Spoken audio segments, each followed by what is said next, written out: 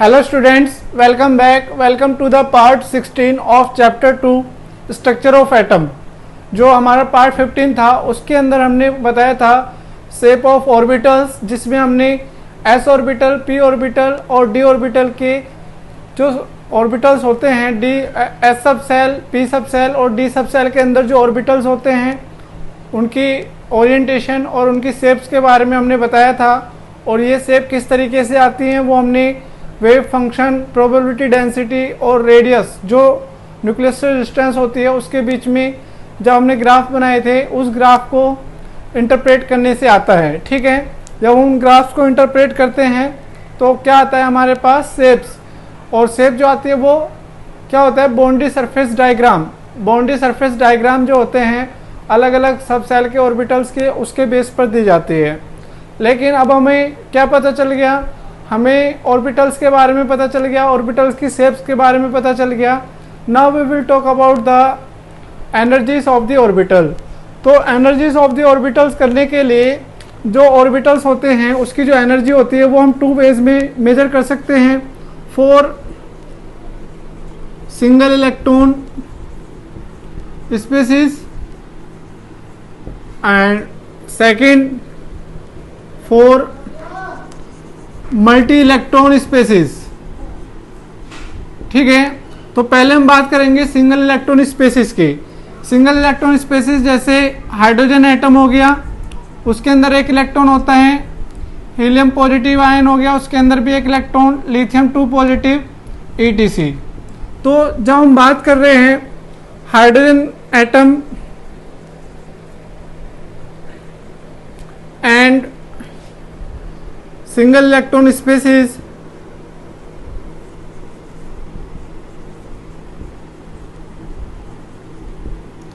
तो उनकी जो एनर्जी होती है, energy of the orbital, energy of the orbital for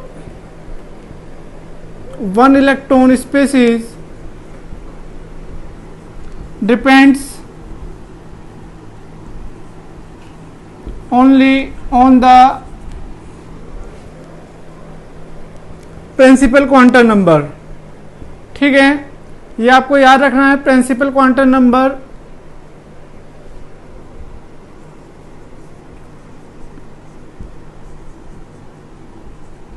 principal quantum number n।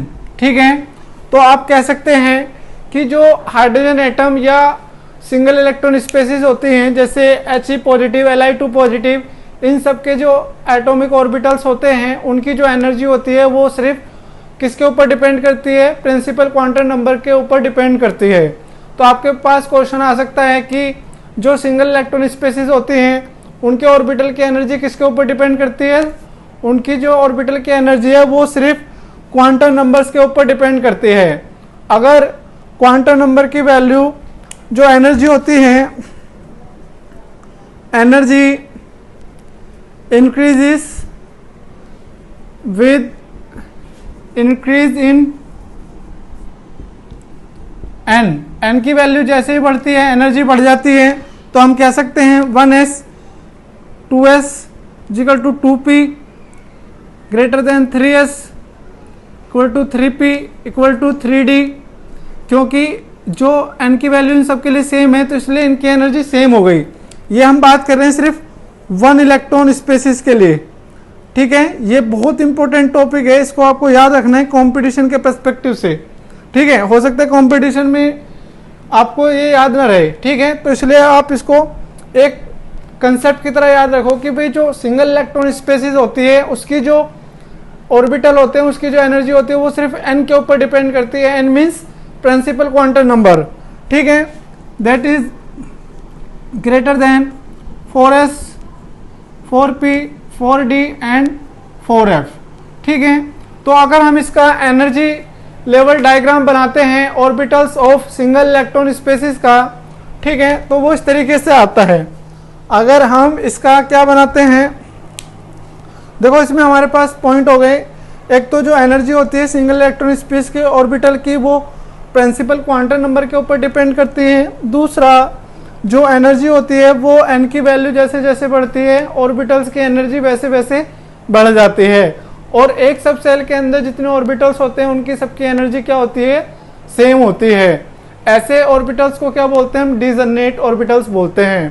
तो डिजनरेट ऑर्बिटल्स क्या होते हैं वो हम बाद में बताएंगे। पहले हम बताते हैं energy level diagram for the orbitals present in the hydrogen atom like species और हाइड्रोजन एटम। ठीक है, तो यहाँ पर हम एनर्जी लेवल डायग्राम बनाते हैं। कैसे होता है ये एनर्जी लेवल डायग्राम, इसके अंदर ये आपका एक्सिस हो गया, एनर्जी एक्सिस हो गया ये, ठीक है। एनर्जी इस तरीके से इंक्रीज हो रही है, तो ये आ गया आपका 1s, ये हो गया 1s, ये हो गया 2s 2p, ठीक है। ये हो गया आपका 3s 3p 3d, ये हो गया आपका 4s 4p 4d 4f and so on, ठीक है। तो इस तरीके से जैसे जैसे n की वैल्यू बढ़ती है एनर्जी भी बढ़ जाती है। It is energy level diagram for 1 electron species like hydrogen atom हो गया, He पॉजिटिव हो गया, Li2 पॉजिटिव हो गया। तो अगर आपको इन तीनों के वो दे रखे हैं और बोलेंगे कि भाई इनके जो ऑर्बिटल की एनर्जी है वो किसके ऊपर डिपेंड करती है, वो प्रिंसिपल क्वांटम नंबर के ऊपर डिपेंड करती है सिर्फ, ठीक है। आगे समझ में, now we will talk about the degenerate orbitals. What are degenerate orbitals, what is ground state, what is excited state, all of this we will discuss now, ठीक है। यहां तक आ गया समझ में।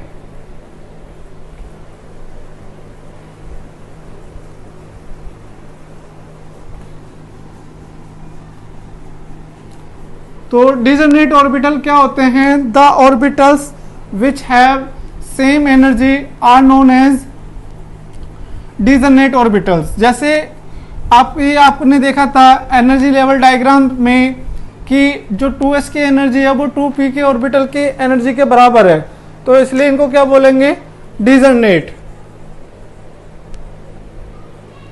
डिजनरेट ऑर्बिटल्स क्या होते हैं, डिजनरेट ऑर्बिटल्स होते हैं the orbitals having same energy in an atom are called degenerate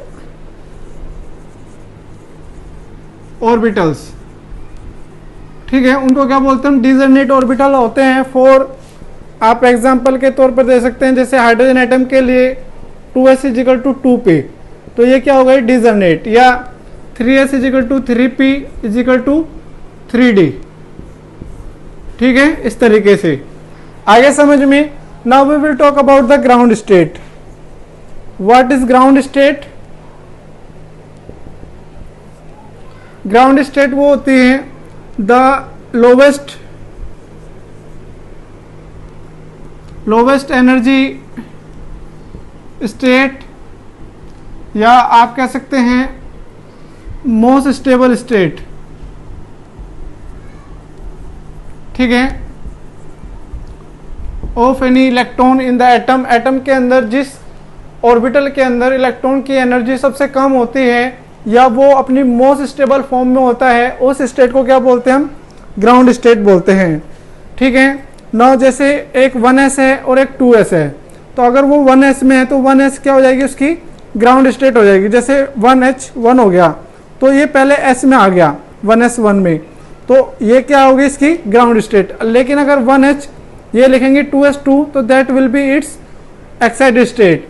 तो एक्साइटेड स्टेट क्या होती है, जब कोई भी इलेक्ट्रॉन हायर एनर्जी मतलब लोअर एनर्जी स्टेट को छोड़कर, या आप कह सकते हैं लोअर एनर्जी के ऑर्बिटल को छोड़कर हायर एनर्जी के ऑर्बिटल में चली जाती है, ऐसे इलेक्ट्रॉन या इस टाइप की जो स्टेट आ जाती है उसको क्या बोलते हैं हम, एक्साइटेड स्टेट, ठीक है। एक्साइटेड स्टेट क्या होती है, excited state electron present in higher energy level या सेल, या आप कह सकते हैं ऑर्बिटल। ठीक है, जब इलेक्ट्रॉन हायर एनर्जी ऑर्बिटल में प्रेजेंट होता है तो that is called excited state. जैसे हमने बताया कि जो हाइड्रोजन एटम होता है उसकी जो ग्राउंड स्टेट होती है वो 1s1 होती है, लेकिन अगर हम इसको एनर्जी दें और ये 1s1 से 2s2 में चला गया तो 2s2 क्या हो गई, इसकी एक्साइड स्टेट हो गई, और 1s1 होगी इसकी ground state. Now we will talk about a fact that, ठीक है, इलेक्ट्रॉन को रिमूव करने में greater the energy required to remove an electron from orbital, lower will be the energy of the orbital। इस statement का क्या मतलब है, या वाइस वर्सा। ठीक है, अगर हम किसी ऑर्बिटल में से एक इलेक्ट्रॉन निकालने के लिए बहुत ज़्यादा एनर्जी की जरूरत पड़ती है तो उस ऑर्बिटल की एनर्जी उतनी ही कम होती है। जैसे अगर आप बात करें 1s और 2s की, तो 1s में एक इलेक्ट्रॉन निकालने के लिए हमें एनर्जी बहुत ज़्यादा चाहिए और 2s में उससे कम चाहिए। तो इससे ये पता चलता है कि जो 1s है उसकी एनर्जी कम है और 2s की एनर्जी ज़्यादा है। या किसी ऑर्बिटल में इलेक्ट्रॉन ऐड करने पर जितनी कम अमाउंट ऑफ एनर्जी रिलीज होगी उस ऑर्बिटल की एनर्जी उतनी ही ज़्यादा होगी। जैसे अगर हम इसमें एक इलेक्ट्रॉन एंटर कराएंगे और एक इसमें कराएंगे तो इसमें हमें कम एनर्जी रिलीज होगी, कम एनर्जी रिलीज हुई तो इसका मतलब इसकी एनर्जी ज़्यादा है, और इसमें ज़्यादा एनर्जी रिलीज होगी इसका मतलब इसकी एनर्जी कम है ऑर्बिटल की। ठीक है, ये आपको ध्यान रखना है, ये हमने नोट्स में लिखवाया है। Now we will talk about the energies of the orbital of the atom having multi electron या मोर देन वन इलेक्ट्रॉन। ठीक है, मल्टी इलेक्ट्रॉन एटम्स के लिए, एटम्स के अंदर जो ऑर्बिटल्स होते हैं उनकी जो एनर्जी होती है वो न केवल प्रिंसिपल क्वांटम नंबर के बट एजीमुथल क्वांटम नंबर के ऊपर भी डिपेंड करती है, क्योंकि यहाँ पर जो सिंगल इलेक्ट्रॉन स्पेसिस होती है वहाँ पर सिर्फ क्या होता है, फोर्स ऑफ अट्रैक्शन होता है इलेक्ट्रॉन और न्यूक्लियस के बीच में। ठीक है, लेकिन जो आपके मल्टी इलेक्ट्रॉन एटम होते हैं उसमें क्या होता है, रिपल्सन के साथ साथ, सॉरी एक्सट्रैक्शन के साथ साथ वहाँ पर रिपल्सन भी होता है। तो इसलिए हमें एक्सट्रैक्शन और रिपल्सन दोनों को साथ लेकर चलना होता है। जब हम इन दोनों को साथ लेकर चलते हैं तो हमारे पास एक नई टर्म आ जाती है, दैट इज स्क्रीनिंग इफेक्ट और शील्डिंग इफेक्ट, जिसको हम सिग्मा से डिनोट करते हैं। ठीक है, तो अब हम बात करेंगे energies of the orbital of the atom having multiple electron. ठीक है, तो मल्टीपल इलेक्ट्रॉन एटम के जो ऑर्बिटल्स होते हैं उनकी एनर्जी को हम कैसे कैलकुलेट कर सकते हैं, सॉरी उनके ऑर्बिटल की जो एनर्जी है हम उसको कैसे शो कर सकते हैं, यही देखेंगे अभी। ठीक है, तो आइए देखते हैं।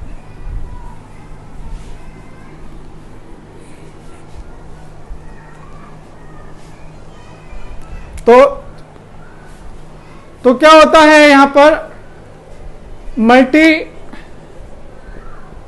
इलेक्ट्रॉन एटम्स के जो ऑर्बिटल्स होते हैं उनकी जो एनर्जी होती है, इन ऑर्बिटल्स की जो एनर्जी होती है वो किसके ऊपर डिपेंड करती है, वो दो चीजों के ऊपर डिपेंड करती है, एन एंड एल। एन क्या है, ये प्रिंसिपल है, प्रिंसिपल क्वांटम नंबर,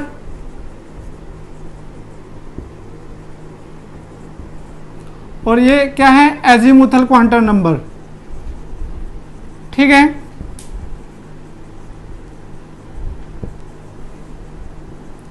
आगे समझ में।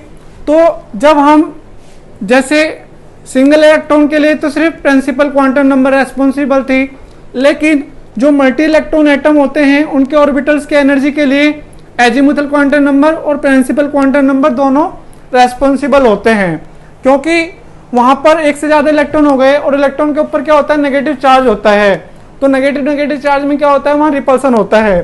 तो मल्टी इलेक्ट्रॉन होने की वजह से multi electron will cause two forms, that is repulsion आप कह सकते हैं इंटर इलेक्ट्रॉनिक रिपल्सन, मतलब इलेक्ट्रॉन इलेक्ट्रॉन के बीच में रिपल्सन, ठीक है। सेकेंडली हम कह सकते हैं एट्रैक्शन, ठीक है। एट्रैक्शन किसके बीच में? Between electron and nucleus. Nucleus में क्या होता है? एटम का पूरा पॉजिटिव चार्ज होता है, जो आपने रदरफोर्ड मॉडल में पढ़ा है, ठीक है। तो अब इन दोनों फैक्टर्स को हम क्या करते हैं? कंबाइन कर देते हैं, रिपल्सन और एट्रैक्शन को। तो हमारे पास क्या टर्म आती है? हमारे पास एक टर्म आती है that is screening effect, screening या श्रील्डिंग इफेक्ट। श्रील्डिंग का मतलब होता है या स्क्रीनिंग का मतलब होता है किसी का बचाव करना, ठीक है।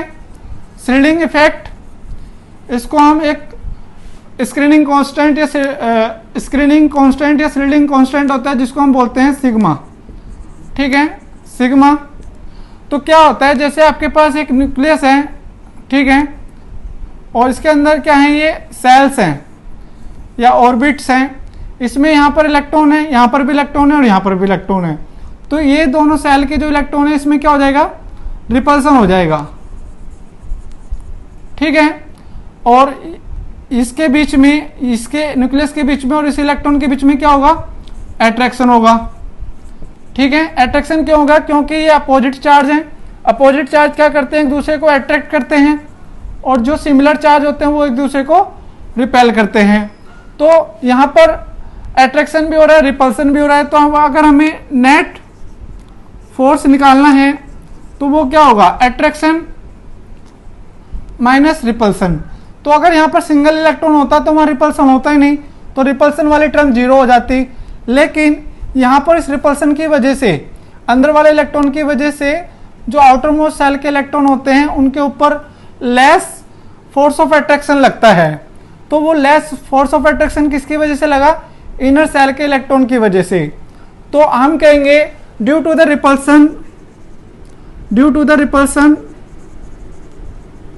Repulsion between inner cell and outermost cell electron, the outermost cell electron will experience less positive charge as compared the inner cell. This is called screening effect। कि जब इनर सेल वाले इलेक्ट्रॉन आउटरमोस्ट सेल वाले electron की वजह से क्या हो जाते हैं? शील्ड हो जाते हैं, कि उनके ऊपर लेस फोर्स ऑफ अट्रैक्शन लगता है। तो जो लेस फोर्स ऑफ अट्रैक्शन लगता है इसी को क्या बोलते हैं? हम शील्डिंग इफेक्ट बोलते हैं, ठीक है। आया समझ में क्या होता है शील्डिंग इफेक्ट? शील्डिंग इफेक्ट होता है कि इंटर आयनिक रिपल्सन की वजह से जो आउटरमोस्ट सेल इलेक्ट्रॉन के ऊपर लेस फोर्स ऑफ अट्रैक्शन लगता है, that is called shielding effect, ठीक है। जो इनर सेल के इलेक्ट्रॉन होते हैं वो आउटरमोस्ट सेल के इलेक्ट्रॉन को शील्ड करते हैं, और इस वजह से आउटरमोस्ट सेल के इलेक्ट्रॉन के ऊपर लेस फोर्स ऑफ अट्रैक्शन लगता है, ठीक है। That is called shielding effect और स्क्रीनिंग इफेक्ट, ठीक है। जो शील्डिंग इफेक्ट होता है और या स्क्रीनिंग इफेक्ट होता है, ये दो चीज़ों के ऊपर डिपेंड करता है, एन एंड एल, ठीक है। एन की वैल्यू अगर इंक्रीज होती है तो स्क्रीनिंग इफेक्ट भी क्या होता है? इंक्रीज होता है। तो आप कह सकते हैं 4s increase more by 3s, ठीक है। जैसे जैसे एन की वैल्यू बढ़ती है स्क्रीनिंग इफेक्ट बढ़ता है, लेकिन एल की वैल्यू जैसे जैसे बढ़ती है जो स्क्रीनिंग इफेक्ट है वो क्या हो जाता है? डिक्रीज हो जाता है। तो स्क्रीनिंग इफेक्ट का जो ऑर्डर होता है वो इस तरीके से होता है S, P, D and F। तो सबसे ज़्यादा स्क्रीनिंग इफेक्ट कौन से ऑर्बिटल शो करते हैं? S orbital. और सबसे पुअर शील्डिंग इफेक्ट कौन से शो करते हैं? F orbital. तो ये आपको याद रखना है कि ऑर्बिटल्स के अंदर स्क्रीनिंग इफेक्ट का ऑर्डर क्या होता है। जो S ऑर्बिटल होते हैं वो सबसे ज़्यादा शील्डेड होते हैं, शील्ड करते हैं, और जो F ऑर्बिटल होते हैं वो पुअर शील्डिंग इफेक्ट शो करते हैं, ठीक है। आगे समझ में। Now we will talk about the effective nuclear charge, ठीक है। इफेक्टिव न्यूक्लियर चार्ज क्या होता है?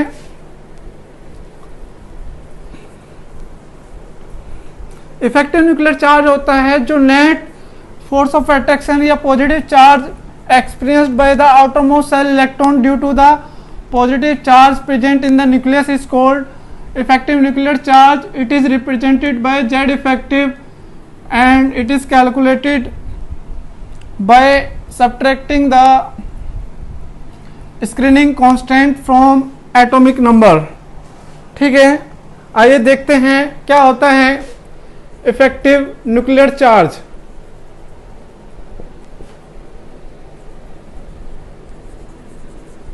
Effective nuclear charge that is Z effective इस तरीके से होता है, ठीक है। इफेक्टिव न्यूक्लियर चार्ज क्या होता है? Net positive charge experienced bye outer most shell electron. Outer most shell electron के ऊपर जो नेट पॉजिटिव चार्ज एक्सपीरियंस होता है उसको हम क्या बोलते हैं? इफेक्टिव न्यूक्लियर चार्ज बोलते हैं। Z effective is equal to Z minus sigma. Z it is atomic number and it is screening constant. Screening जितनी ज़्यादा होगी इफेक्टिव न्यूक्लियर चार्ज उतना ही कम होगा, ठीक है। और इफेक्टिव न्यूक्लियर चार्ज जितना कम होगा उसकी वैल्यू उतनी क्या हो जाएगा? साइज बढ़ जाएगा, ठीक है। जैसे जैसे नंबर ऑफ सेल्स बढ़ते हैं, नंबर ऑफ सेल्स इंक्रीज होती हैं, तो जेड इफेक्टिव की वैल्यू क्या हो जाती है? डिक्रीज हो जाती है, ठीक है। ये आपको याद रखना है, ठीक है।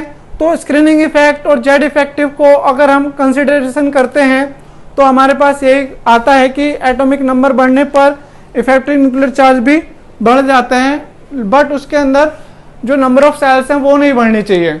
नंबर ऑफ सेल्स कांस्टेंट रहती हैं और आउटर मोस्ट सेल में नंबर ऑफ इलेक्ट्रॉन बढ़ते हैं तो क्या होता है? उसमें स्क्रीनिंग जेड इफेक्टिव बढ़ जाता है। Now we will talk about a statement that से कि अगर कोई भी ऑर्बिटल है, कोई भी ऑर्बिटल सेम सब सेल के हैं, ठीक है। जैसे सेम सब सेल के ऑर्बिटल्स हैं, सेम सब सेल्स के जो ऑर्बिटल्स होते हैं उनकी एनर्जी जो होती है, ऑर्बिटल्स की जो एनर्जी होती है, energy decreases with increase in atomic number, ठीक है। एटॉमिक नंबर जेड, अगर जेड बढ़ता है, जैसे अगर हम 2s की बात करते हैं तो इसकी जो एनर्जी होगी, energy of 2s orbital is greater then energy of 2s orbital of Li, क्योंकि Li का जो एटॉमिक नंबर 3 होता है, इसका 1 होता है, and it is greater then energy of 2s orbital of sodium is greater then energy of 2s orbital 2s subshell of potassium. तो जैसे जैसे एटॉमिक नंबर बढ़ रहा है, यहाँ पर 1 है, यहाँ पर 3 है, यहाँ पर 11 है, यहाँ पर 19 है, तो जैसे जैसे एटॉमिक नंबर बढ़ रहा है वैसे वैसे एनर्जी डिक्रीज हो रही है। Now at last we will talk about the energy level diagram of multi electron species. तो मल्टी इलेक्ट्रॉन स्पेसिस में जो एनर्जी लेवल डायग्राम होता है उसमें डिफरेंट होते हैं, मतलब जो एनर्जी है वो किसके ऊपर डिपेंड करती है? L and S means principal quantum number और एजीमुथल क्वांटम नंबर के ऊपर डिपेंड करती है। तो आइए देखते हैं यहाँ पर। तो सॉरी, ये हो गया आपका 1s, ये हो गया 2s, ये हो गया 2p, ये हो गया 3s, ये हो गया 3p, ये हो गया 4s, ये हो गया आपका 3d। तो यहाँ पर आपने देखा कि 2s की एनर्जी 2p की एनर्जी के बराबर नहीं है। ये किस वजह से हुआ? जेड इफेक्टिव, स्क्रीनिंग इफेक्ट और इफेक्टिव न्यूक्लियर चार्ज की वजह से। तो अगर आपसे पूछा जाए कि जो एक ऑर्बिट के लिए जो डिफरेंट सब सेल होती है उनकी एनर्जी डिफरेंट किसके लिए होती है? मल्टी इलेक्ट्रॉन के लिए। लेकिन सिंगल इलेक्ट्रॉन के लिए क्या होती है? सेम होती है, ठीक है। ये सेम होंगी मल्टी इलेक्ट्रॉन के लिए, ठीक, ओ सॉरी सिंगल इलेक्ट्रॉन के लिए, लेकिन मल्टी इलेक्ट्रॉन के लिए क्या है? डिफरेंट होती हैं, क्योंकि इनकी जो एनर्जी होती है वो n और l की वैल्यू के ऊपर डिपेंड करती है, ठीक है। तो आज के लिए सिर्फ इतना ही। इस वीडियो को लाइक कीजिए, शेयर कीजिए और चैनल अगर आपने सब्सक्राइब नहीं किया है तो उसको सब्सक्राइब कीजिए ताकि आपको इसी तरीके से वीडियो मिलती रहे और अपने घर पर रहिए, सेफ रहिए। Thank you.